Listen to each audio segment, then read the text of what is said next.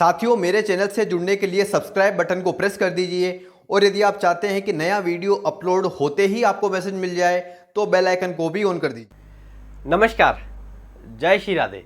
मैं अंकुर जोशी आप सभी का अंकुर एस्ट्रोलॉजी चैनल में बहुत बहुत स्वागत करता हूं।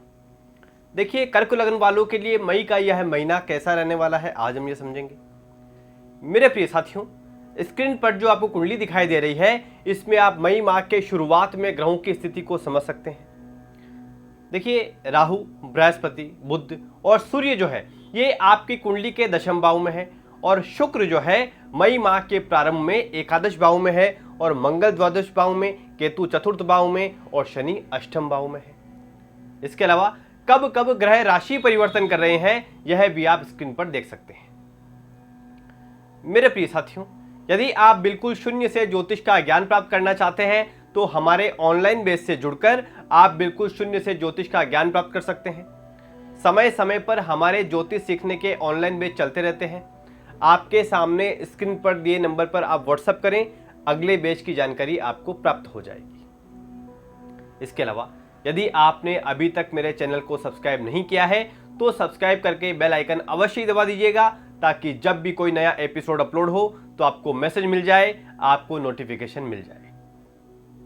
देखिए, यह जो राशिफल हम अभी समझ रहे हैं यह ग्रहों के वर्तमान गोचर पर आधारित है और गोचर जो है अपने आप में स्वतंत्र फल नहीं दे सकते हैं। तो सटीक फलादेश के लिए अपनी कुंडली में ग्रहों की स्थिति के साथ साथ ग्रहों की दशा अंतर्दशा देख लेना भी अत्यंत ही आवश्यक होता है, क्योंकि देखिए बहुत से लोगों की कुंडली जो है वो कर्क लग्न की होगी तो सभी को समान फल प्राप्त नहीं हो सकते हैं। इसलिए अंतिम निर्णय तक कुंडली विश्लेषण के बाद ही पहुंचा जा सकता है।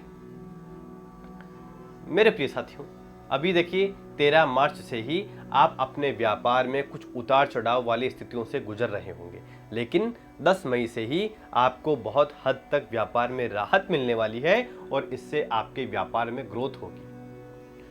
देखिए, अभी पिछले कुछ समय से हो सकता है कि आप अपने बच्चों की पढ़ाई से संतुष्ट ना हो, या यदि आप स्वयं विद्यार्थी हैं तो आप पढ़ाई पर ध्यान केंद्रित नहीं कर पा रहे होंगे। तो देखिए, अभी 10 मई से ही स्थिति आपके पक्ष में रहने वाली है।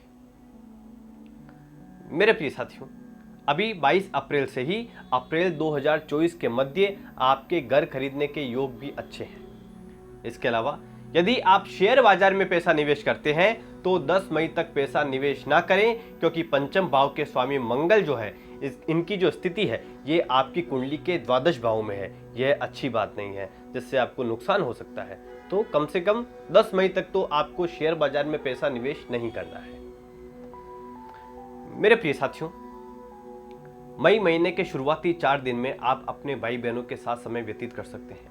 उनको समझें और उनकी यदि कोई समस्या है तो उन्हें जो है सुलझाने का प्रयास करें। यानी भाई बहनों के मध्य यदि कुछ मनमुटाव चल रहे हैं या छोटी मोटी बातें पहले हो चुकी है तो उसमें आप सुधार कर सकते हैं। इसके बाद 4 और 5 मई को आप अपने घर में बहुत सुकून महसूस करेंगे और अपने घर में सुख सुविधाओं का आनंद लेंगे। इसके बाद 7 और 8 मई को आप अपने बच्चों के साथ समय व्यतीत कर सकते हैं, लेकिन यह 2 दिन में आपको कोई चिंता रह सकती है।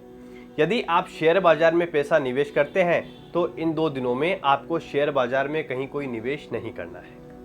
इसके बाद 9 और 10 मई आपके लिए अच्छे दिन नहीं है। इन 2 दिनों में आपको कोई चिंता रह सकती है। इन 2 दिनों में आप अपनी सेहत का भी ख्याल रखें और यदि हो सके तो इन 2 दिनों में भोलेनाथ के मंदिर अवश्य जाएं और जलाभिषेक करें। इससे आप बहुत सुकून महसूस करेंगे। मेरे प्रिय साथियों, यदि आप कोई कर्ज लेना चाहते हैं तो 9 और 10 मई को आपको सफलता प्राप्त हो सकती है। इसके बाद 11 और 12 मई को आप अपने पार्टनर को समय देंगे। आप अपने पार्टनर के साथ कहीं घूमने जा सकते हैं। इसके अलावा यदि आप साझेदारी में व्यापार करते हैं तो यह 2 दिन आपके लिए सकारात्मक है। देखिए, यदि आप कोई ऐसा कार्य करते हैं जिससे आय जो है प्रतिदिन होती है तो यह 2 दिन आपके लिए अच्छे हैं। यानी कोई कमीशन का कार्य हो गया या कोई दलाली का कार्य हो गया, इन कार्यों के लिए यह 2 दिन अच्छे हैं। इसके बाद 13 और 14 मई को चंद्रमा की युति शनि के साथ अष्टम भाव में होगी, जिससे विष योग बनेगा और चंद्रमा जो है अपनी ही राशि से षडाष्टक दोष में भी रहेंगे, जिससे यह 2 दिन आपके लिए बिल्कुल भी ठीक नहीं है। मानसिक चिंता आपको हो सकती है और मानसिक चिंता के साथ साथ आपको शारीरिक परेशानी भी हो सकती है। इसलिए विशेषकर इन 2 दिनों में भोलेनाथ के मंदिर अवश्य जाएं और जलाभिषेक करें। इसके बाद 15 और 16 मई को आप किसी छोटी मोटी धार्मिक यात्रा पर जा सकते हैं। इन 2 दिनों में भाग्य आपका साथ देगा और यदि आप उच्च शिक्षा ग्रहण कर रहे हैं तो यह 2 दिन जो है आपके लिए बहुत अच्छे रहने वाले हैं। मेरे प्रिय साथियों, 17 और 18 मई आपके लिए बहुत सकारात्मक दिन है। आपके प्रोफेशन के लिए, आपके व्यापार के लिए यह 2 दिन अच्छे हैं। कौन कौन से? 17 और 18 मई। यदि आप कोई नया व्यापार प्रारंभ करना चाहते हैं तो इनका जो प्लान है, नए व्यापार का जो प्लान है, इन 2 दिनों में आप कर सकते हैं। इसके अलावा यदि आपके पास अभी कोई जॉब नहीं है और यदि आप जॉब की तलाश कर रहे हैं तो इन 2 दिनों में आप प्रयास करें, नौकरी लगने के अच्छे योग हैं।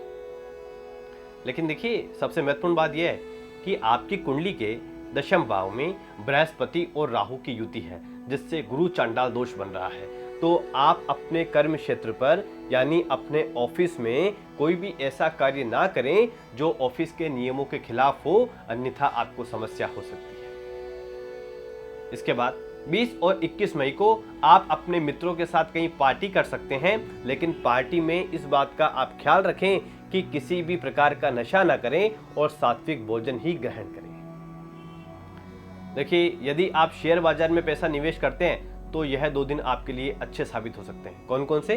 20 और 21 मई। मेरे प्रिय साथियों, 22 और 23 मई आपके लिए संघर्ष से भरे रहने वाले हैं। यह 2 दिन आपके लिए खर्चे वाले दिन हैं। अनावश्यक रूप से खर्च इन 2 दिनों में हो सकता है। इसके अलावा अस्पताल पर खर्च भी होने के योग हैं। इसलिए अपनी सेहत के साथ साथ अपने परिवारजन की सेहत का भी आपको ख्याल रखना है और भोलेनाथ के मंदिर जाएं, जलाभिषेक अवश्य ही करें। इसके बाद देखिए, 24 और 25 मई को आपके मन में बहुत बातें उबाल मारेगी कि क्या हमने गलत किया है, क्या हमारे साथ गलत हो गया है और क्या हमने सही किया है। फिर आप उन बातों को जो है मनन करेंगे और उसको ठीक करके जीवन में आगे बढ़ने का प्रयास करेंगे। मेरे प्रिय साथियों, 27 और 28 मई को आपके पास पैसा आना चाहिए, बहुत अच्छे योग हैं। इसके साथ ही आप अपने परिवार को भी समय देंगे। इसके बाद देखिए, 29 और 30 मई को चंद्रमा आपकी कुंडली के 3रे भाव में रहेंगे, जिससे आप ऐसी प्लानिंग पर जो है जमीनी स्तर पर काम कर सकते हैं जिस पर अब तक आप हिम्मत नहीं कर पा रहे हैं। इसके अलावा देखिए, अमावस्या जो है वह 19 मई को है। इस दिन जो है यथाशक्ति दान धर्म अवश्य ही करें और गोमाता को हरा चारा खिलाएं। इसके अलावा प्रदोष व्रत 3 और 17 मई को है। यदि आपकी कुंडली में चंद्रमा की स्थिति ठीक नहीं है और यदि आप किसी न किसी रूप से मानसिक तनाव में रहते हैं तो इन 2 दिनों में आप भोलेनाथ के अभिषेक करें, मंदिर जाएं। ऐसा करके आप बहुत सुकून महसूस करेंगे। उम्मीद करता हूं यह एपिसोड आपको अच्छा लगा होगा। यदि अच्छा लगा हो तो वीडियो को लाइक अवश्य ही कर दीजिएगा और यदि अभी तक आपने मेरे चैनल को सब्सक्राइब नहीं किया है तो सब्सक्राइब करके बेल आइकन अवश्य ही दबा दीजिएगा। मिलते हैं अगले एपिसोड में। जय श्री राधे, जय श्री राधे।